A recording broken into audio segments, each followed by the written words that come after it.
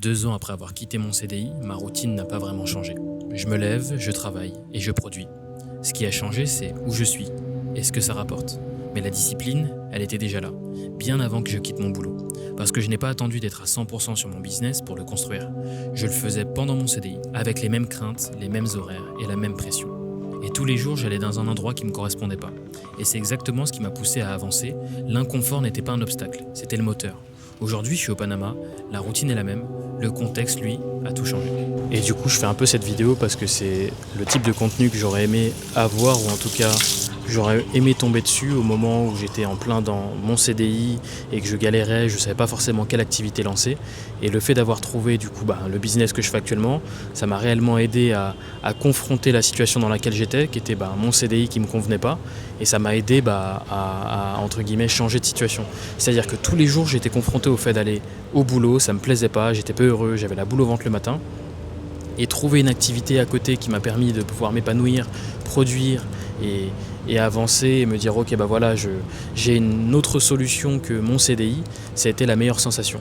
Donc j'ai pas 10 000 conseils à vous donner, c'est juste qu'à un moment, il faut juste essayer de trouver une activité qui nous plaît par rapport aux compétences qu'on a et par rapport aux besoins qu'on peut trouver aux alentours et dans notre cercle et se lancer dedans. Et puis à un moment, il faut essayer de se dire que est-ce qu'on préfère rester dans une situation qui ne nous convient pas ?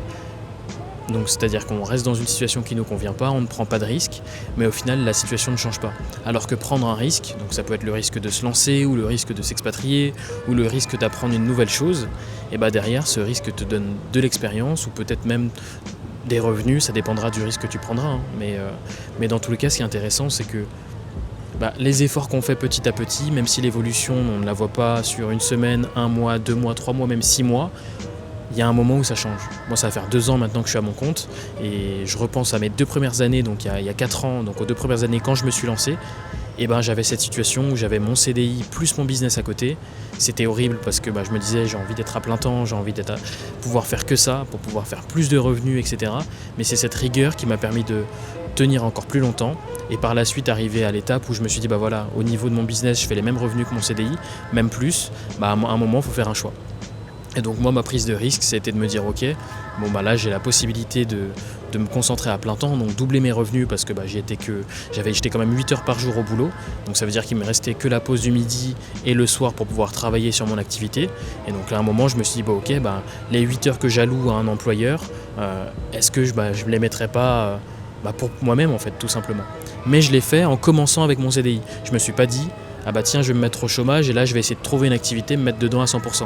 Parce qu'en fait tu te mets dans des conditions qui sont tellement simples que ton cerveau s'habitue à ça et du coup derrière t'es pas productif, à procrastiner. C'est comme ça que tu commences à ne pas avancer et galérer. Et donc le meilleur conseil, c'est vraiment de se lancer pendant que tu es en CDI parce que tu es dans une situation d'inconfort, ta situation ne te plaît pas et c'est là où tu commences à être encore plus efficace parce que tu sais réellement ce que tu veux changer.